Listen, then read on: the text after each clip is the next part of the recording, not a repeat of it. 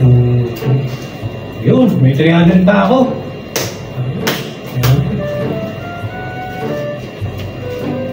Ayos. Uy, kumusta? Sakto. Yun. Pero sana ako rin ng deck. 500 lang. 300 po ito eh. 300.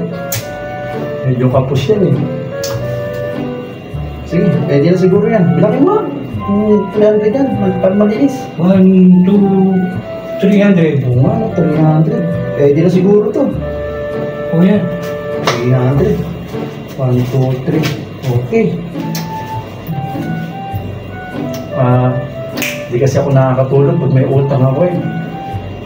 So, bayaran na lang kita 300. Ang bilis naman. Oo, kasi eh, di ako nakakatulog pag may utang eh. Parang nasanay na yung isip ko eh.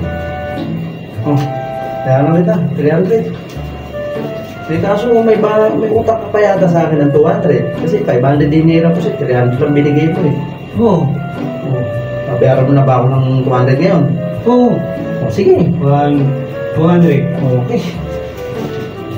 Quits na tayo ah. Quits. Oo. Malinis ah. Oo. Thank you. Alam, mga taong matalino sa pera to.